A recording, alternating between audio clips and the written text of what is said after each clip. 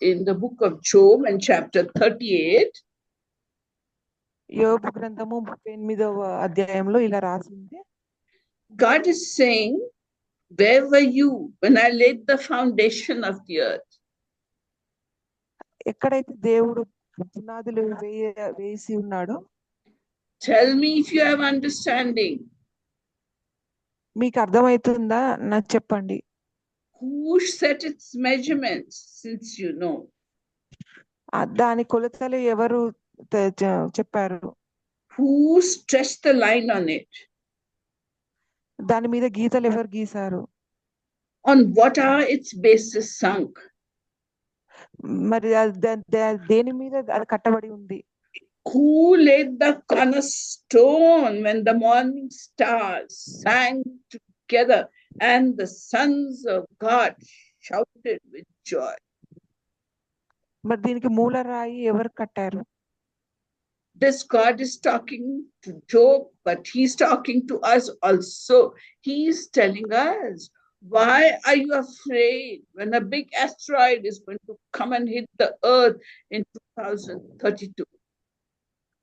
దేవుడు యోబుతో ఇలా ఈ మాటలన్నీ మాట్లాడుతున్నాడు, కానీ పరోక్షంగా మనతో ఉండి చెప్తున్నాడు, ఇలాంటి అగ్నిగుండము వచ్చి భూమి మీదకి మీరు ఎందుకు భయపడుతున్నారు అని చెప్తున్నారు. God is saying, I'm the one who enclosed the sea with doors. మరి నేనే ఇవన్నీ తయారు చేసిన వాడిని, దేవుడిని అని చెప్తున్నాడు. And he said to the sea, you shall come this far and no further. సముద్రానికి కొలతలు ఇచ్చింది నేనే, ఎంతవరకు ఉండాలో అని చెప్తున్నాడు. And here your proud waves will stop. అలలు కూడా ఎక్కడ వరకు రావాలో చెప్పేది నేనే అని చెప్తున్నాడు. And further in that chapter, God is telling us in verse 31, can you bind the chains of the Pleiades? Pleiades is what? Star, constellation. మళ్ళీ అక్కడ 31వ అధ్యాయంలో కూడా దేవుడు నక్షత్రాల గురించి చెప్తున్నాడు. Or loose the cords of Orion and other stars system.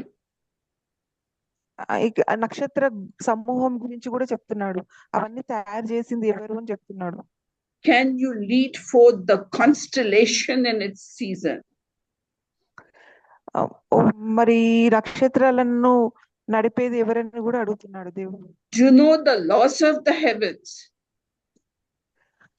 మరి పరలోకంలో ఉన్న ఆజ్ఞలు తెలుసా మీకు అని అడుగుతున్నాడు.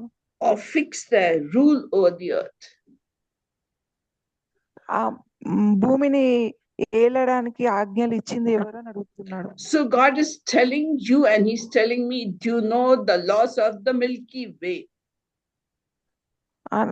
ఆకాశంలో ఉన్న నక్షత్రాల వాటి యొక్క ఆజ్ఞలు వాటికి ఎవరిచ్చారో మీకు తెలుసా అని అడుగుతున్నాడు. Do you know what is happening in the stars and in the universe? నక్షత్రాలకి ఈ భూమండలం మీద నక్షత్రాలకి ఏమవుతాయో మీకు తెలుసా అని అడుగుతున్నాడు. God is saying, I created it all. దేవుడు చెప్తున్నాడు, వాటినన్నిటిని నేను తయారు చేశానని చెప్తున్నాడు. And all the movements of the heavenly bodies are under the control of God. మరి అవి ఎటు నడవాలి, ఎలాంటి మార్గంలో నడవాలని ఆజ్ఞ ఇచ్చినవి నేను చెప్పినట్టు నడుచుకుంటాయని చెప్తున్నాడు. God is warning the human beings that your time is coming to an end. మనుషులకు దేవుడు ఒక సూచన ఇస్తున్నాడు, ఇంకా సమయం లేదు అని చెప్పి.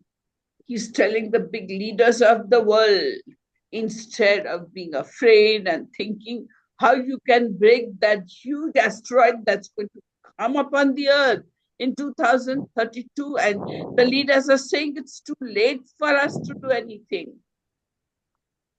మరి దేశాధినేతలకు దేవుడు చెప్తున్నాడు, మీరు భయపడేదానికంటే అసలు దాన్ని ఎదుర్కోవడానికి ఎలా అని ఆలోచించండి అని అంటున్నాడు.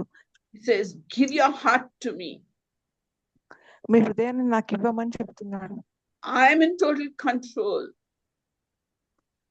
ఇవన్నీ నా చేతిలో ఉన్నాయని చెప్తున్నాడు. He says the very breath that you have is given by me. నువ్వు పీల్చే శ్వాస కూడా నేను ఇచ్చినదే అని చెప్తున్నాడు. He says, I know the days that were allotted for you on earth even before you had one day to your credit. నువ్వు ఈ భూమి మీద ఎన్ని రోజులు బ్రతకాలనేది కూడా నిర్ణయించింది నేనే అని చెప్తున్నాడు. By worrying and being afraid, can you add a little single inch to your lifespan? మరి దాని గురించి చింతపడినప్పుడు నువ్వు ఒక్క రోజైనా నీ జీవితానికి సరితే ఇంకొక రోజు చేసుకోలేవా అని అడుగుతున్నాడు. What I'm trying to tell you is we should not be afraid of what is happening in the skies or in the heavens. We should not be afraid for our lives. మరి ఇక్కడ మనము ఆలోచించాల్సింది అసలు ఈ ఆకాశంలో భూమి మీద ఏమైతుంది అని దాన్ని బట్టి మన జీవితాలు ఏమవుతాయని ఎవరు భయపడొద్దు. The wickedness in the world has become so much, that God has to pass some judgment upon the world as it is written in the Bible. మరి పరిశుద్ధ గ్రంథంలో చెప్పబడినట్టు దేవుడు తీర్పు తీర్చడానికి కోసమే ఈ లోకంలో ఎంత దుష్టత్వం పెరిగింది. So everything is under the control of God. Your life, my life, future of the world, everything is totally under the control of God, the creator of the world. మీ జీవితము మరి నా జీవితము మరి భూమి యొక్క ముందు జరగబోయేటి అన్ని కూడా దేవుని చేతిలో ఉన్నవి. And God is telling you and he's telling me, he's telling us, fear not. మరి నీకు నాకు దేవుడు చెప్తున్నాడు భయపడకండి అని. For I'm with you. ఎందుకంటే నేను మీ తోడు ఉన్నాను. Don't be afraid. భయపడకండి. For I'm your God. ఎందుకంటే నేను మీ దేవుడై ఉన్నాను. I will help you. I will deliver you. I will hold you with my righteous right hand. నేను మిమ్మల్ని విడిపించి మిమ్మల్ని నా నీతిమంతమైన నా హస్తంతోని ఎత్తి పట్టుకుంటాను అని చెప్తున్నాడు. So whatever situation you are going through and I'm going through, let us trust the creator of this world. మరి మీరు నేను ఎలాంటి స్థితిలో ఉన్నా గానీ మనము మనల్ని సృష్టించిన దేవుని వైపు తిరుగుదాము. And Job is also saying, oh, I wish there was a mediator between God and man, a referee. The word he uses is referee. Job is saying, oh Lord, there should be a referee between you and me. యోబు కూడా ఇలా అన్నాడు, ప్రభువా నీకు నాకు ఒక మధ్యవర్తి ఉంటే బాగుండు అని. And do we have a referee today between God and us? మరి ఈ రోజుల్లో మనకు ఉన్నారా? Jesus. Yes, who is that referee? Jesus. Amen. The Lord Jesus Christ. మరి ఈ రోజు మనకు మధ్యవర్తి ఎవరు ఉన్నారంటే దేవునితోని యేసు ప్రభు. He is a referee because he is hearing our prayers and presenting it to God. ఆయన మనకు మధ్యవర్తిగా ఎందుకున్నాడు అంటే మన ప్రార్థనలు విని మన పరలోకంలో ఉన్న మన తండ్రికి చెప్తున్నాడు. And there is no other name under heaven given amongst men by which we can be saved except the name of the Lord Jesus Christ. మరి ఈ పరలోకము కింద యేసు ప్రభు నామం తప్పితే ఇంకా ఏ నామము మనల్ని రక్షించలేదు.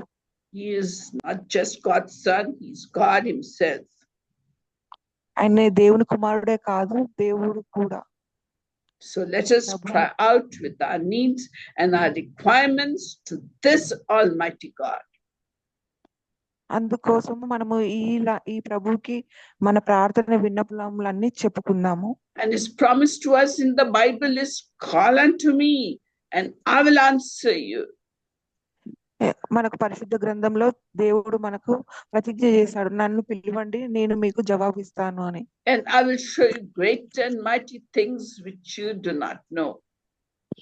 మీకు తెలియని గొప్ప సంగతులను, మీకు శక్తిమైన సంగతులను మీకు తెలియజేస్తాను అని. So we have gathered together with the purpose of prayer, and this God put in my heart to share with you.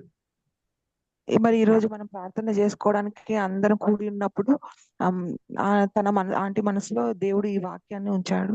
And for God to hear each and every prayer of ours, what we have to do, we have to forgive those who have hurt us and we have to bless them. మరి దేవుడు మన ప్రార్థన వినాలనంటే మనం ప్రతి ఒక్కరిని క్షమించి వాళ్ళని ఆశీర్వదించాలి.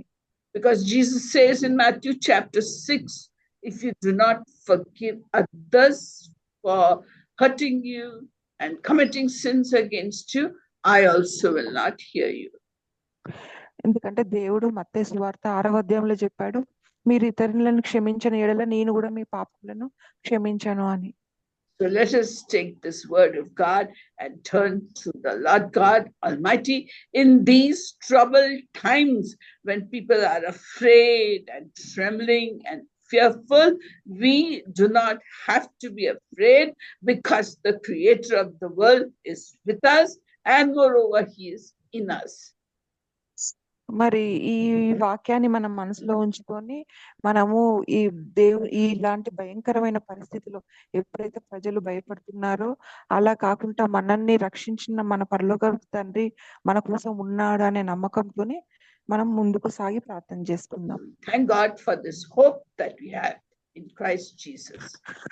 మరి యేసు ప్రభునందు మనకున్న ఈ నిరీక్షణకు మనం దేవునికి ధన్యవాదాలు తెలుపుదాం.